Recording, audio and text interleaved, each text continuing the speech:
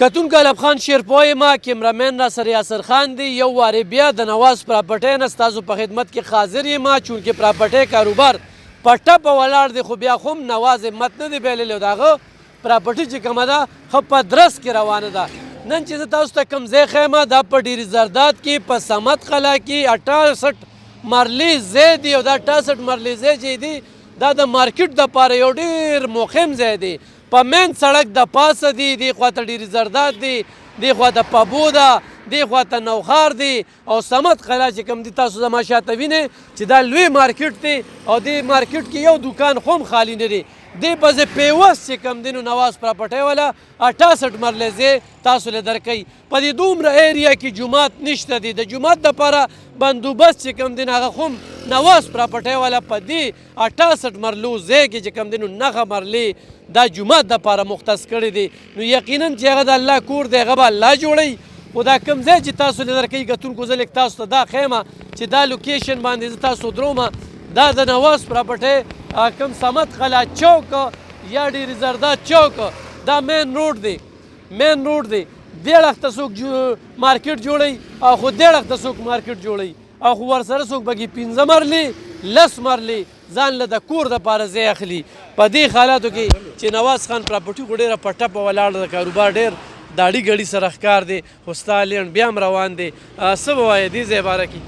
بسم الله الرحمن الرحیم. زه خو اول ستاسو ډېره شکریا ادا کوم چې موږ له راغلی وخت هم راکړه. زما کار چې دی زه پکې لومړی ډیل الله سره کوم. الله پاک زمونږ کار چې دی بل ډېره غټه خېټه هم نه لږه مزدوري کوو. موږ وایو چې کمزوره خلک الله چې کوم ځای کې پلاټینګ کوو موږ وایو چې کمزوره خلک الله پاک د خپلو کورونو مالکان کړي. او دا مارکیټ دی نو موږ بیا هم دا سوچ دی چې یو غریب سړی راشي او ځان له پکې دوکان واخلي او ځان له کاروبار روان کړي نو دا ډېره بهترینه خبره ده.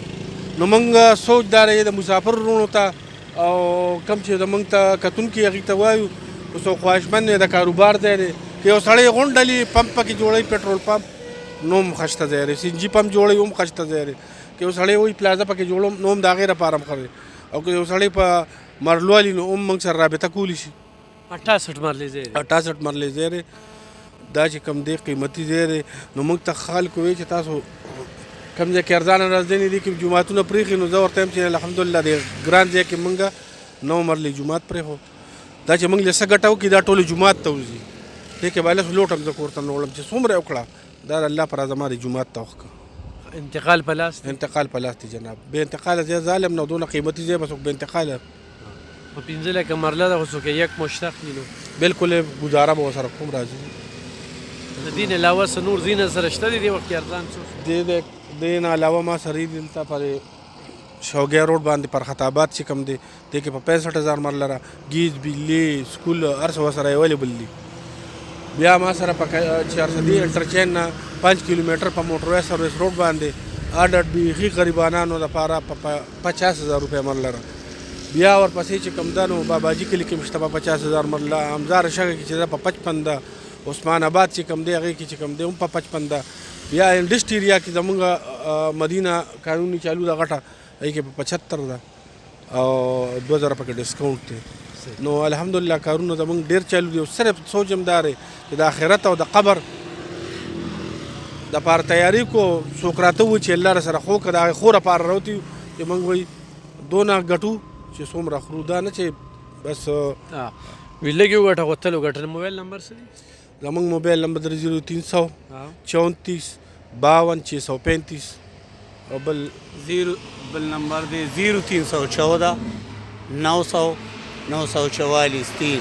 خپله پېژنګلو کو څه وی؟ زما عبدالودود نامه ده. موږ زم د سره نواز حاجي صاحب سره دلته کار کوم خو نواز حاجي صاحب ځای په ځای باندې کوم دغه چې دي پراپرټۍ چې دي نو دا اوسه پورې د ټولو کمزورو خلکو د مخنیوي دپاره چې د هغوی ته په یو طریقې سره زه سهولت ورکړم زما چې څونه وزدست دی په هغې طریقې سره وزدست. خو چونکې دا یو کمرشل ځای دی نو دا د بزنس خلکو دپاره هم یو بینیفیټ دی او هغوی ته دا یو د سهولت ځای دی.